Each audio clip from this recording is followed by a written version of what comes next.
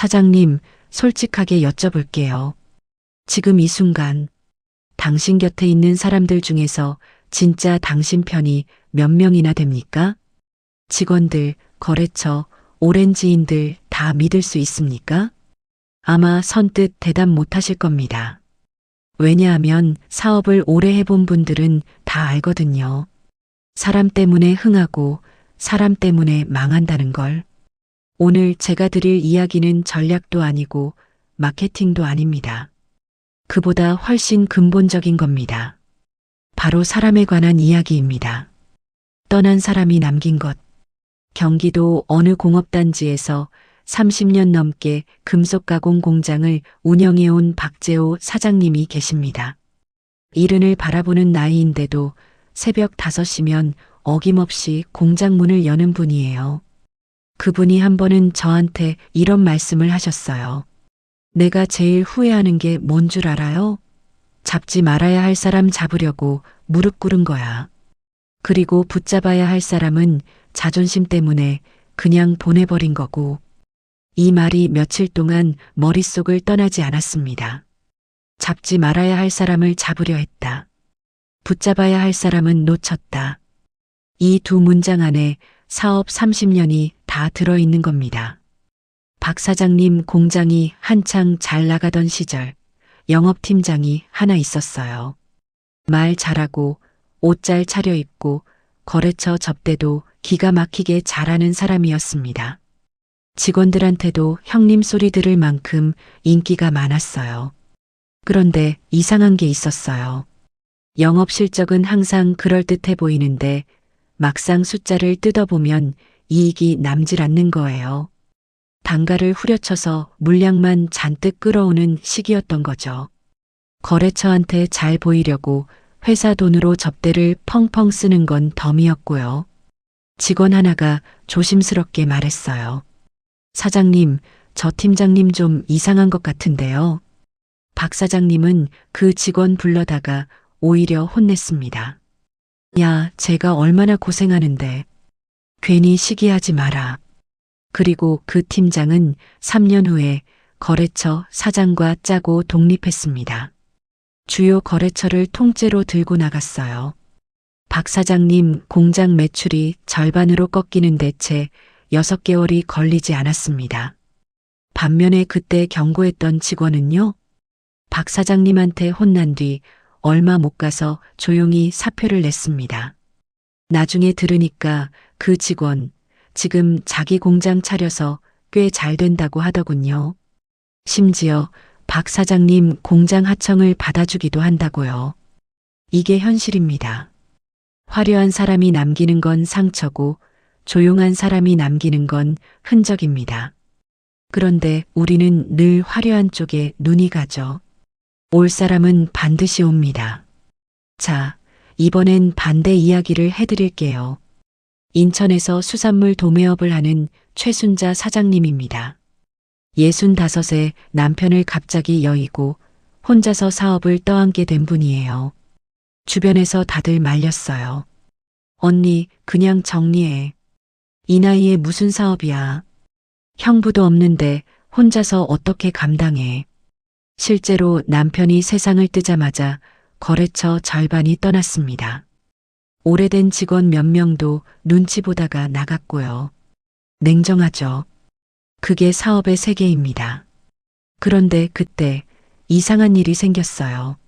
남편이 살아있을 때 잠깐 거래하다 인연이 끊어졌던 거래처 사장 하나가 연락을 해온 겁니다. 사장님, 제가 들었는데요. 제가 좀 도와드릴 수 있을 것 같아서요. 최 사장님은 처음엔 의심했대요. 이 시국에 왜 돕겠다고 나서나 뭔가 노리는 거 아닌가 싶었던 거죠. 그런데 그 거래처 사장은 아무것도 요구하지 않았어요. 그냥 자기 거래처 몇 군데를 소개해주고 물건 유통 루트도 연결해줬습니다. 어음도 현금으로 먼저 끊어줬어요. 왜 그랬을까요? 알고 보니까 10년 전에 최 사장님 남편이 그 사람이 부도 직전일 때 조용히 물건 외상으로 댔던 거예요. 나중에 돈 생기면 주면 된다고 하면서 그 사람은 그걸 잊지 않고 있었던 겁니다. 뿌린 씨앗이 10년 뒤에 싹을 틔운 거예요. 최 사장님은 지금도 그 말씀을 하십니다. 그때 나는 아무것도 안 한 거야. 남편이 뿌려놓은 거 내가 거둔 거지. 사람한테 잘하면 언제 어디서 돌아오는지 몰라. 그게 사업이야. 올 사람은 옵니다. 우리가 예상하지 못한 시간에 예상하지 못한 방식으로. 왜 우리는 갈 사람을 붙잡으려 할까요? 여기서 잠깐 멈춰봐야 해요. 왜 우리는 갈 사람을 붙잡으려 할까요?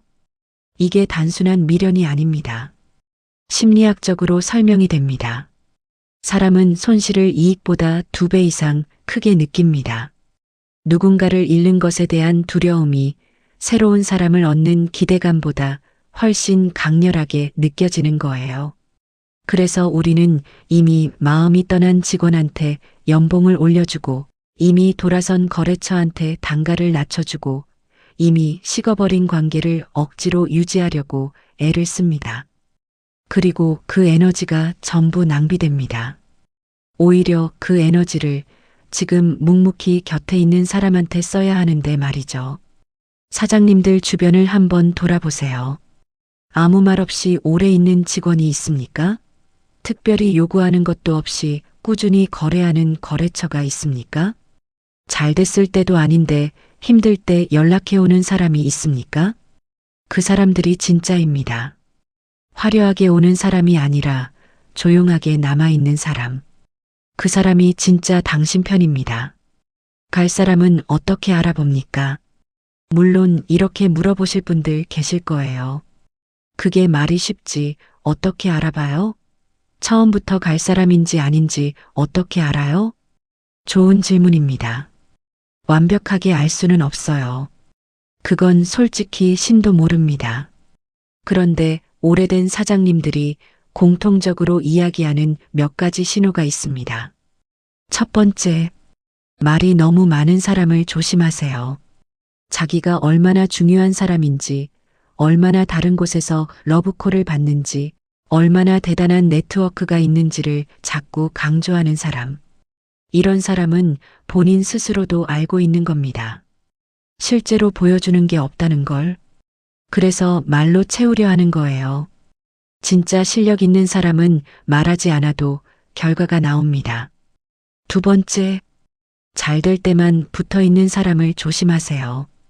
이건 거래처도 마찬가지고 직원도 마찬가지입니다. 호황일 때 찾아오고 불황이 오면 사라지는 사람. 이 패턴은 반복됩니다. 한 번 보이면 2번, 3번 반복돼요. 그게 그 사람의 본성이니까. 세 번째, 남험담을 자주 하는 사람을 조심하세요. 당신한테 다른 사람 뒷얘기를 신나게 하는 사람, 그 사람은 다른 곳에서 당신 얘기도 똑같이 하고 있습니다. 이건 거의 예외가 없어요. 네 번째, 고마움을 모르는 사람을 조심하세요. 뭔가 잘 돼도 당연하게 여기고 조금이라도 기대에 못 미치면 바로 불만을 터뜨리는 사람. 이 사람은 당신이 아무리 잘해줘도 만족하지 못합니다. 떠날 이유를 항상 찾고 있는 거예요. 반대로 남아있을 사람의 신호도 있습니다. 힘든 얘기를 들어도 자리를 지키는 사람. 조건이 나빠져도 먼저 떠나지 않는 사람. 당신이 실수해도 뒤에서 욕하지 않는 사람. 그리고 잘 됐을 때 같이 기뻐해주는 사람. 이런 사람은 절대 잃으면 안 됩니다. 보내는 것도 능력입니다. 이 이야기를 꼭 드리고 싶었어요. 갈 사람을 보내는 것, 이게 능력입니다.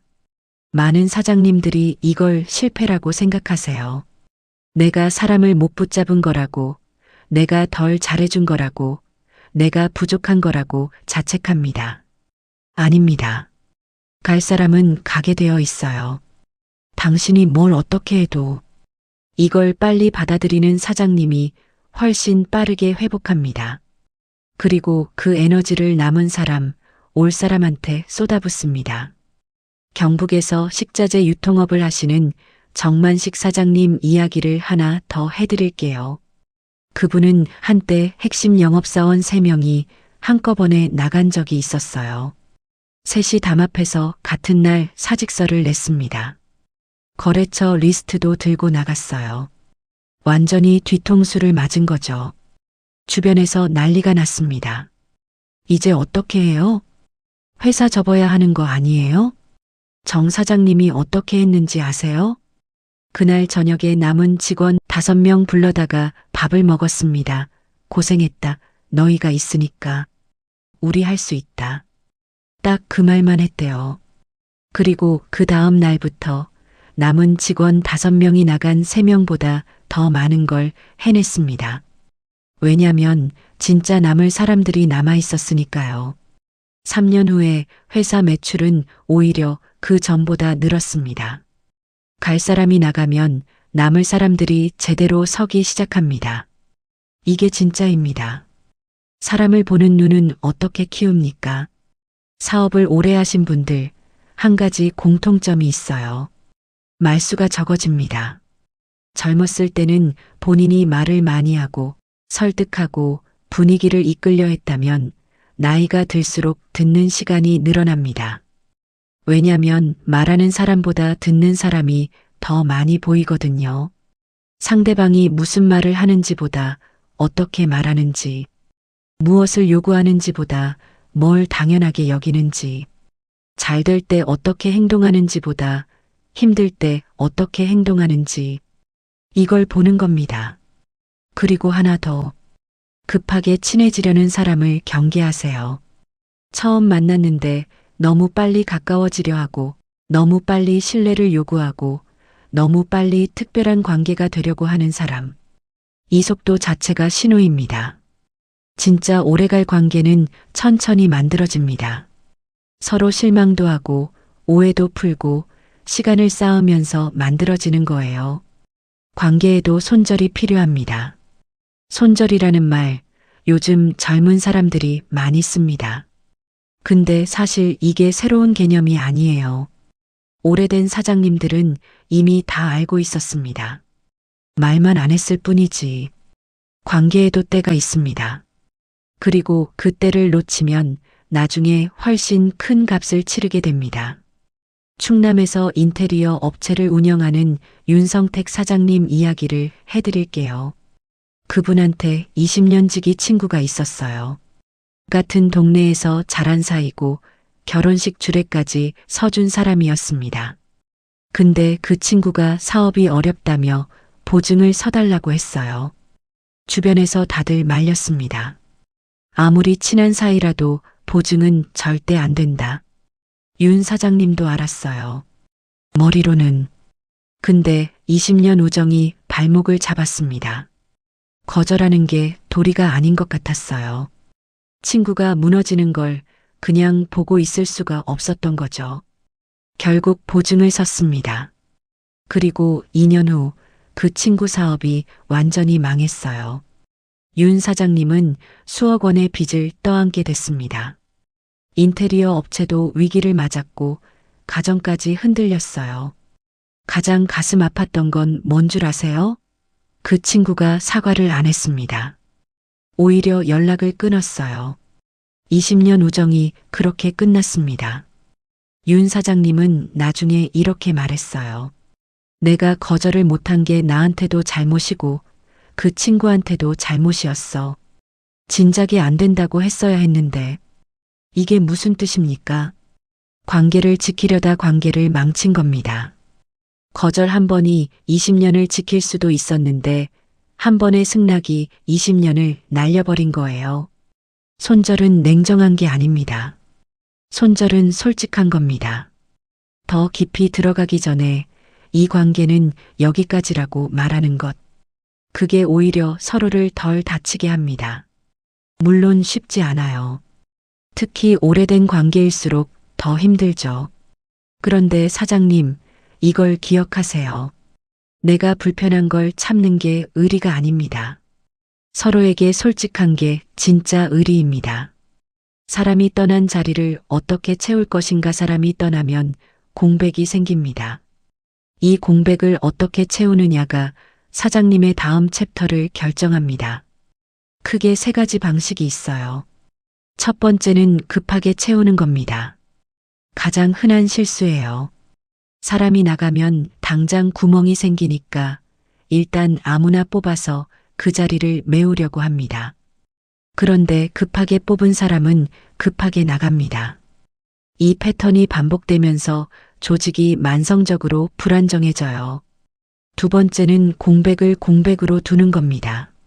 나간 사람의 자리를 굳이 같은 방식으로 채우려 하지 않고 일단 남은 사람들이 어떻게 돌아가는지를 지켜보는 거예요. 의외로 없어도 되는 자리였다는 게 드러나기도 하고 남은 사람 중에서 그 역할을 해낼 사람이 나타나기도 합니다. 세 번째는 구조를 바꾸는 겁니다. 이게 가장 어렵지만 가장 근본적인 방법입니다. 사람이 나간 것을 계기로 그 자리가 왜 필요했는지, 그 역할이 진짜 필요한 건지를 다시 설계하는 거예요. 부산에서 물류 스타트업을 운영하는 한동현 사장님은 핵심 개발자가 나갔을 때 처음엔 패닉 상태였대요. 근데 일주일을 그냥 놔뒀더니 남은 팀원들이 역할을 나눠서 돌아가더랍니다. 오히려 시스템이 더 효율적으로 바뀌었어요. 한 사람에게 너무 많이 의존했던 구조의 문제가 드러난 거예요. 사장님, 사람이 나간 자리는 고통스럽습니다. 근데 그 자리가 드러내는 것들을 잘 읽어야 합니다. 그 공백이 사실은 오래된 문제를 고칠 기회일 수 있습니다. 오래가는 사람을 만드는 건 결국 사장입니다. 여기까지 오셨으면 이런 생각 드실 수 있어요. 그래서 결국 좋은 사람 만나는 건 운 아닌가요? 절반은 맞습니다. 타이밍이나 인연은 우리가 다 통제할 수 없어요. 근데 나머지 절반은 사장님이 만드는 겁니다. 오래 남는 사람은 그냥 생기지 않아요. 오래 남고 싶은 이유가 있어야 남습니다. 그 이유를 만드는 게 사장의 역할입니다. 뭔가 거창한 게 아닙니다. 같이 밥 먹을 때 핸드폰 내려놓는 것, 실수했을 때 사람 앞에서 다그치지 않는 것, 잘했을 때 그냥 넘어가지 않고 한마디 해주는 것, 힘들어 보일 때 먼저 물어봐 주는 것, 이 작은 것들이 쌓여서 사람이 남을 이유가 됩니다. 서울에서 교육 컨설팅 회사를 운영하는 이정혜 대표님은 직원 평균 근속 연수가 11년입니다. 요즘 시대에 거의 드문 일이죠. 비결이 뭔지 물어봤더니 이렇게 말했어요. 저는 직원들한테 딱 하나만 신경 써요. 이 사람이 여기 있어서 성장하고 있는지. 그것만 봐요. 성장이 느껴지면 사람은 안 나가더라고요. 맞습니다. 사람은 돈 때문에 오지만 성장 때문에 남습니다. 그리고 무시당한다는 느낌이 들면 돈을 더 줘도 떠납니다. 오래 남을 사람을 찾기 전에 오래 남고 싶은 조직을 만드는 게 먼저입니다. 이 순서를 바꾸면 안 돼요. 마지막으로 드리고 싶은 말.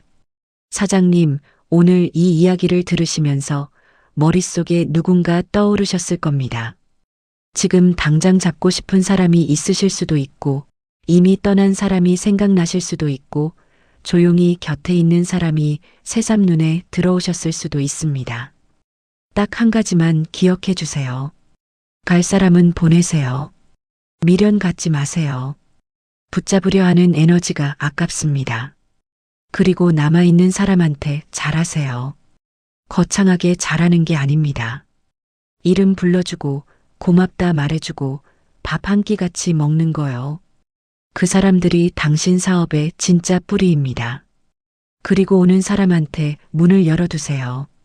예상치 못한 곳에서 예상치 못한 방식으로 옵니다. 과거에 뿌려둔 씨앗이 언제 싹을 틔울지 아무도 모릅니다. 올 사람은 옵니다. 갈 사람은 갑니다. 이게 사람이고 이게 사업입니다.